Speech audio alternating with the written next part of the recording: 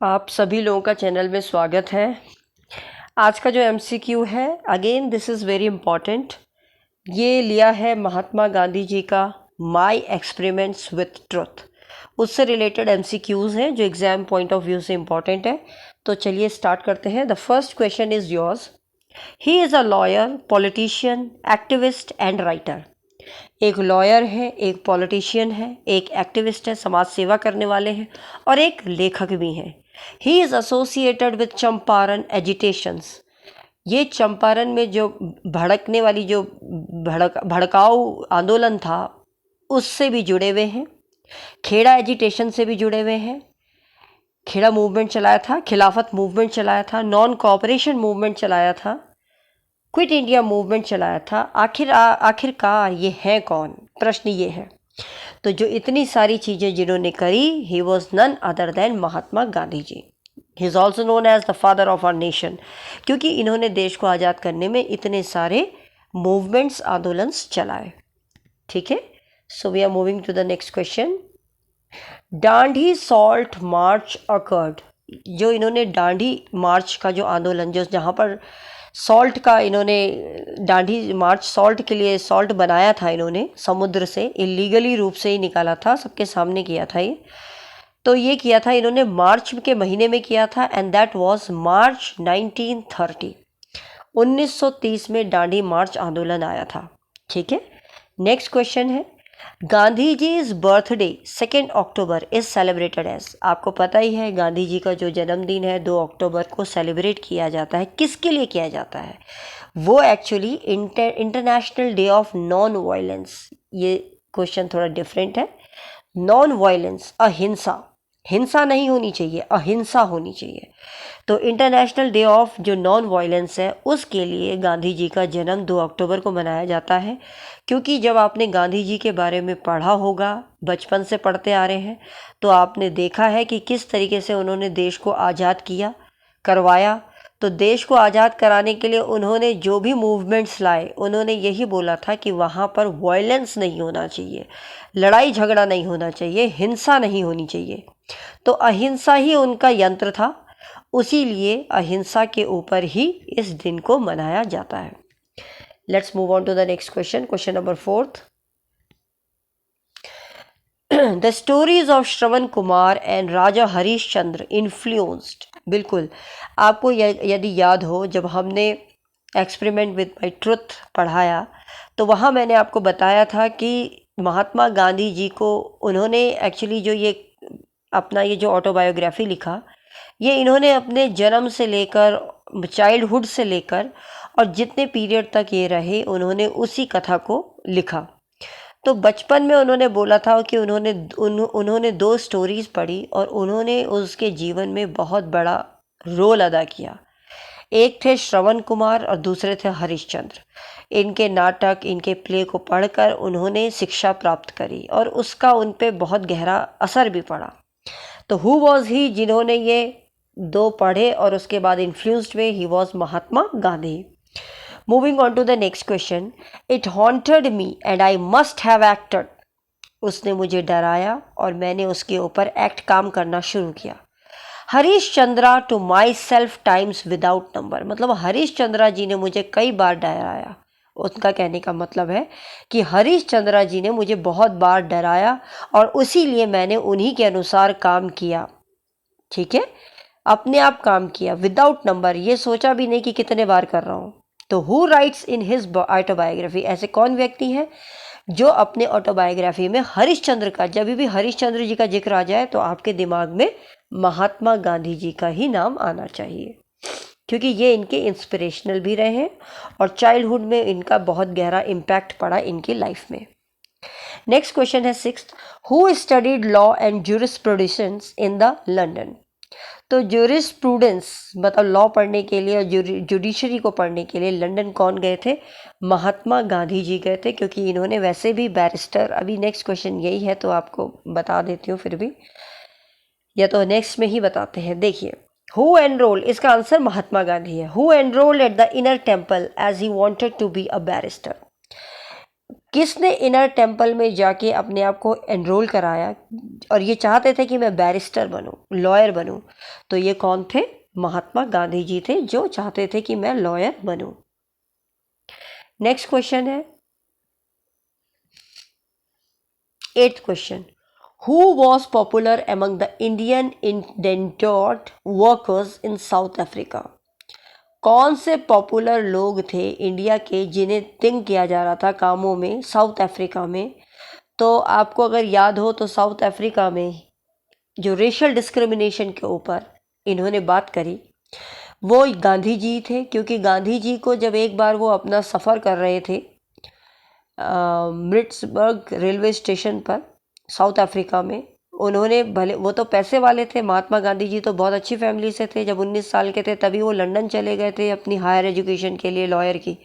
तो it seems that he was from a very good background, पैसे वाले घर से थे, तो उनके पास इतना पैसा था कि वो फर्स्ट क्लास की कंपार्टमेंट सीट को बुक करा सके। तो वो उस ट्रेन में बैठे हुए थे, फर्स्ट कंपार्टमेंट सीट में बैठे थे। अंग्रेज़ों ने उनको कहा ये सीट खाली करो, लेकिन उन्होंने मना कर दिया, तो उनको ट्रेन से धक्का दे के बाहर फेंक दिया, just because he was Indian. Black and white की वजह से उन्होंने उनको बाहर फेंक दिया। तो वो कौन से पॉपुलर थे इंडियन जिन वर्कर्स को साउथ अफ्रीका में फेंक दिया गया था?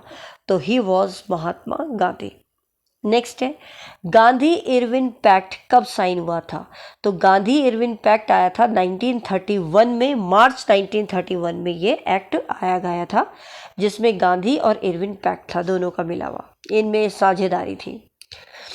Who resigned from Congress party membership in 1934? देखिए कांग्रेस पार्टी से किसने 1934 में रिज़ाइन कर लिया था? तो वो फिर से आपके कौन थे? महात्मा गांधी जी थे, जो कांग्रेस पार्टी से रिज़ाइन कर देते हैं 1934 में as being a member. Next question है आपका 11th क्वेश्चन है। देखिए इसको डिटेल में समझाने की ज़रूरत नहीं है, ये वन वर्ड वाले हैं, तो आप इसमें कोई डिफ़िकल्टी भी नहीं है, तो इसलिए इसको ज़्यादा गहरा ना समझाना पड़ रहा है। इसको जो जहाँ ज़रूरत है वहाँ मैं आपको एक्सप्लेन कर रही हूँ। नेक्स्ट है फ्रेंड्स एंड कॉमरेड्स। कॉमरेड्स को कहते हैं साथी, लिख लीजिए साथी। Friends and comrades, the light has gone out of our lives. कहते हैं कि दोस्तों, मेरे साथियों, लाइट चली गई है हमारी ज़िंदगी से। And there is darkness everywhere, और यहाँ हर जगह अंधेरा है। And I do not quite know what to tell you, और मुझे कुछ पता नहीं चल रहा है कि मैं तुम लोगों को क्या कहूँ, और हाउ टू से इट, और किस प्रकार कहूँ।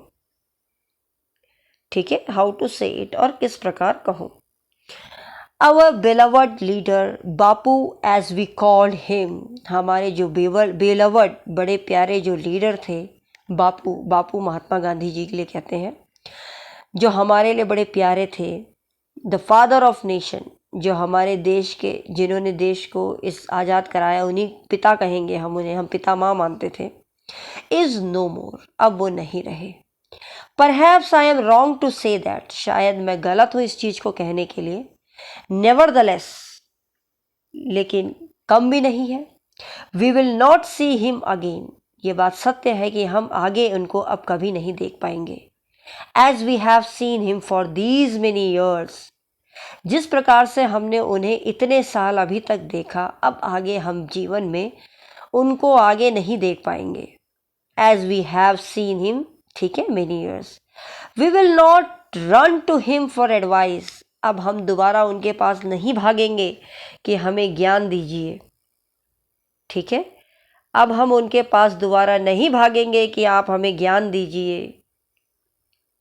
ठीक है, ये है, यहाँ पर ये लाइन है एडवाइस, और ठीक है, एडवाइस और सीक सोलेस फ्रॉम हिम, और उनसे शांति की भी हम कामना नहीं कर पाएंगे।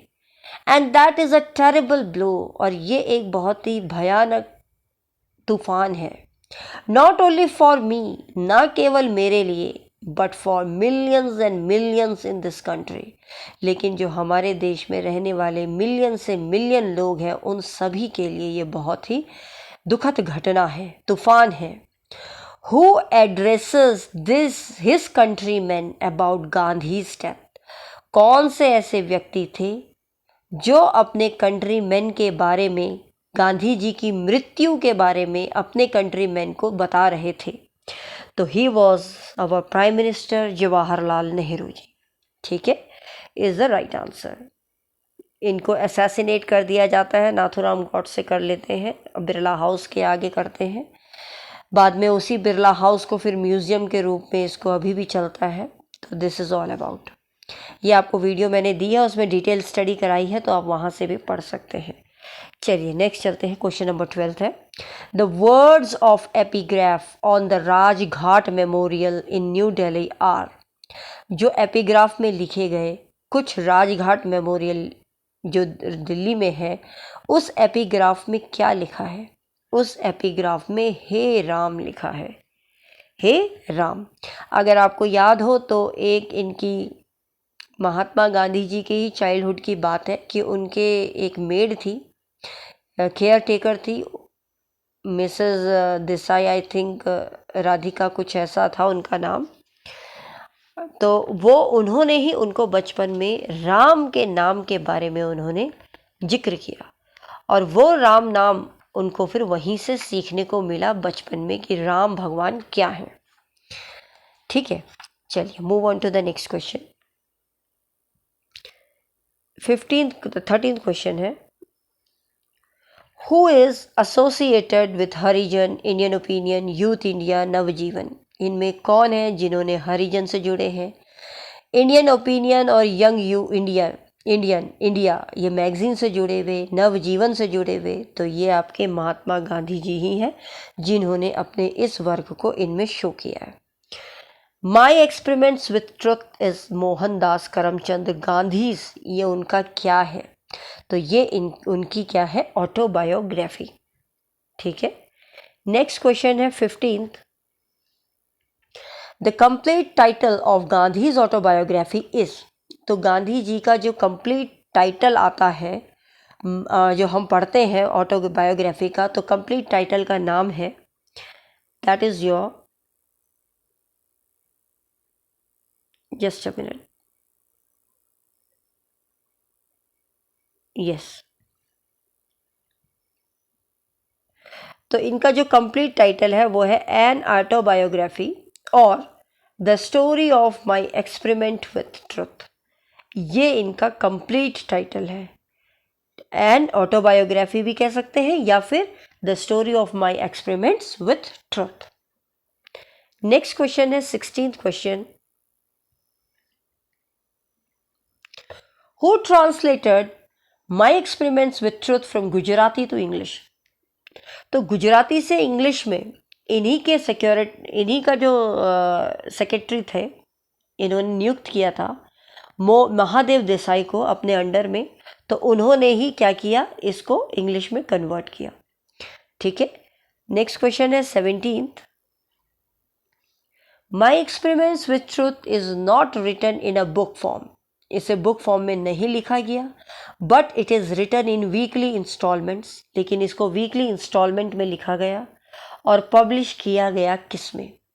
तो देखिए, जो माई एक्सपेरिमेंट विथ ट्रुथ अगर बात करें तो जिसको सबसे पहले स्टार्ट किया गया था वीकली इंस्टॉलमेंट में, तो वो गुजराती फॉर्म था। गुजराती को ही इन्होंने, क्योंकि इन्होंने लिखा गुजराती में ही था, तो अगर ओरिजिनल की बात करें तो वो लिखा किया था गुजराती लैंग्वेज में, और वो लिखा गया था नवजीवन, एक न्यूज़पेपर आता था, वीकली न्यूज़पेपर नवजीवन मैगजीन, उसमें आता था 1925 से 1929 तक के पीरियड में, उसमें लिखा गया। नेक्स्ट क्वेश्चन है, आई होप आप लोगों को समझ में आ रहा होगा, डिफ़िकल्ट नहीं है। The English translation is published in, और इंग्लिश का ट्रांसलेशन जो इसी का माई एक्सपेरिमेंट विथ ट्रुथ, वो किस में किया गया था? वो हुआ था यंग इंडिया में, आपको लिखा रखा है यंग इंडिया। नेक्स्ट क्वेश्चन है, जो ऐसा नहीं है, यूट्यूब पे भी डाला है, इसीलिए मैं आपको बोल रही हूँ, ये लिखा रखा है यूट्यूब पे, मैंने ये वीडियो डाली है, अगर आप लोगों ने ये देखी हो। जिन्होंने नहीं देखी तो वो इस वीडियो को पहले देख लें, then it will be more easier for you to understand these questions. So let's move on to the next question, 20th question, who motivated Gandhi ji to write the autobiography? इनको ऑटोबायोग्राफी लिखने के लिए किसने प्रेरित किया? तो that was Swami Anand and Gandhi's coworkers. इन्होंने किया था। बाद में जेल में जाकर इन्हीं के फेलो भी थे, जो प्रिजनर फेलो था, तो उसने भी कहा था, लेकिन सबसे पहले इनको स्वामी आनंद और गांधी जी के को वर्कर्स ने ही कहा था, जो उनके साथ आंदोलन कर रहे थे। माई experiment with truth is divided into, आपको पता है ये वर्क है इनका, ऑटोबायोग्राफी जो है, इसको 5 भागों में डिवाइड किया गया है। That is in 5 parts. हमने हर एक पार्ट को डिस्कस किया है। चाहे तो आप लोग इसकी वीडियो भी देख लीजिए, वो आपको प्लेलिस्ट में मिल जाएगी। नेक्स्ट क्वेश्चन है 22। Playing the husband, a tragedy, my father's death, my double shame, my choice, my helpless appear. Actually ये 5 पार्ट्स में इस वर्क को लिखा गया था, और ये 5 में से कौन से उसमें आते हैं ये सारे वर्क, जिसमें इन्होंने किस किस का जिक्र किया? Playing husband, tragedy, my father death, my double shame, my choice, my helplessness, ये सब के सब अपीयर हुए थे पार्ट 1 में। तो ये सब के सब किस में है? पार्ट 1 में है। ठीक है, moving on to next question 23। आपको इनके पार्ट्स में कौन कौन से हैं वर्क, वो भी याद करने ज़रूरी है। तो आप कृपया, अगर आपके पास कोई बुक हो या आपको कहीं से नॉलेज हो, तो आप उसको देख लीजिए। Okay, let's move on to the next question. There is one chapter and titled labours lost which appears in part. ये लेबर लॉस्ट का जो वर्क है, चैप्टर है, ये कौन से हिस्से में है, कौन से पार्ट में है? तो ये पार्ट 4 जो है माई एक्सपेरिमेंट विथ ट्रुथ में, उसके पार्ट 4 में लेबर लव्स लेबर लॉस्ट, इस चीज़ को जिक्र वहाँ किया गया है। नेक्स्ट है there is one chapter title the first night. ये कौन से पार्ट में है? तो ये भी पार्ट 4 में है। ध्यान रखिएगा, love labour lost and the first night किस में है? ये दोनों के दोनों पार्ट 4 में है। ठीक है, moving on to the next question, question number 25। देखिए, there is one chapter titled the birth of Satyagraha, मतलब सत्याग्रह, सच का जन्म। ये कौन से पार्ट में है? तो ये भी पार्ट 4 में है। तो अभी हमने जितने पढ़े, देखो पार्ट 4 में ज़्यादा आए हैं। ठीक है, इसके बाद नेक्स्ट है, इसका मतलब पार्ट 4 में इनके ज़्यादा वर्क है, वो मैं आपको बता दूंगी इसके बाद लास्ट में। इसके बाद नेक्स्ट चलते हैं question number 26। Towards self restraint, मतलब अपने आप तक सीमित रहना, फास्टिंग करना, लिटरेसी ट्रेनिंग लेना, लिटरेरी फास्टिंग एज पिनेंस। उन्होंने अनशन पे बैठ गए थे Mahatma Gandhi ji. A spiritual dilemma, how a client was saved, ये कुछ चैप्टर्स हैं, ये भी चैप्टर 4 में ही आते हैं। ठीक है, चैप्टर 4 में ही आते हैं। नेक्स्ट क्वेश्चन है आपका, चैप्टर 4 का मतलब है यहाँ पार्ट, अगर हम बात करें तो जब हम पार्ट 5 पढ़ते हैं माई एक्सपेरिमेंट विथ ट्रुथ, तो ये चौथा वाला जो पार्ट है उसके हिस्से हैं, वहाँ इन चीज़ों के बारे में जिक्र किया गया है। नेक्स्ट क्वेश्चन है the first experience Shanti Niketan, was of third class passengers, wooing Kumbh Mela, Lakshman Jhula, ये देख लीजिए लक्ष्मण झूला, ये सब आपको याद आ रहे होंगे। Kumbh Mela, face to face with अहिंसा, onion leaf, the birth of khadi, ये सब के सब चैप्टर मतलब पार्ट 5 में डिस्कस्ड है। तो these were some questions related to Mahatma Gandhi ji. तो आप इन क्वेश्चंस को याद कर लीजिए। ठीक है, they are very important and it is suppose to be important. तो पार्ट 4 से हमें ज़्यादा देखने को मिला, इसका मतलब पार्ट 4 से क्वेश्चंस ज़्यादा बन सकते हैं। तो पार्ट 4 में क्या क्या आता है, मैं एक बार आपको, अगर आपके पास पेंसिल भी है या पेन भी है, पेपर भी है, तो आप लिख सकते हैं, या फिर आप जब वीडियो देख रहे हो तो इसको दोबारा रिकॉल करके पढ़ सकते हैं। तो पार्ट 4 में क्या क्या आता है वो मैं डिस्कस कर रही हूँ एक एक करके, तो आप लिख लीजिएगा। पार्ट 4 में आता है, ये 5 पार्ट्स में डिवाइड है, तो मैं पार्ट 4 में बता रही हूँ कौन कौन से वर्क इन्होंने लिखे थे। Love's labour lost, autocrats from Asia, pocketed the insult, quickened spirit of sacrifice, result of introspection, a sacrifice to vegetarianism, experiments in earth and water treatment, a warning, a tussle with power, a sacred recollection and penance, intimate European contacts continued, Indian opinion, coolie locations or guitars, Black Plague 1, The Black Plague 2, Location in Flames, The Magic Spell of a Book, The Phonics Settlement, The First Night, Pollack Takes the Plunge, Whom God Protects, A Peep into the Household, The Julu Rebellion, Heart Searchings, The Birth of Satyagraha, More Experiments in Dialectics, ठीक है, directive मतलब literary terms के लिए, Kasturba's courage, domestic satyagraha, towards self restraint, fasting, as school master, literary training of the spirit, tares among the wheat, fasting as penance, to meet Gokhale, my part in the war, a spiritual dilemma, miniature satyagraha, Gokhale's charity, treatment of pleurisy, home ward, some reminiscences of the bar, sharp practice, clients turned co-workers, how a client was saved. ये 47 works इन्होंने इसी part 4 में किए। सो I hope इसमें कुछ importance हैं, वही आप ज़्यादा याद कर लीजिए, वो पूछे जा सकते हैं। सो आई होप ये आपको समझ में आया होगा। तो आप में से जिन लोगों को ये समझ में आया, अपने फीडबैक भी देते रहें। अब आप देते हैं, मैं ये नहीं बोलूँगी। I am thanksful that you people are giving your response. और जिन्होंने अभी तक चैनल सब्सक्राइब नहीं किया, प्लीज़ चैनल को सब्सक्राइब भी कीजिए और नोटिफिकेशन बेल को हिट भी कीजिए, because they are very important in your exams. कई बच्चों की शिकायत रहती है कि नोटिफिकेशन नहीं मिलता, तो एक बार आप सब्सक्राइब करके ढंग से उसको दोबारा से नोटिफिकेशन को बेल आइकन को हिट कीजिए, and yes of course I think it will B. तो जिन्होंने अभी तक नहीं किया, इसको सब्सक्राइब कीजिए, ज़्यादा से ज़्यादा लोगों को शेयर कीजिए। एग्ज़ाम का टाइम कम है, तैयारी ज़्यादा करनी है। So all the best and good luck for your upcoming exam. So meet in the next video. Till then, bye and take care.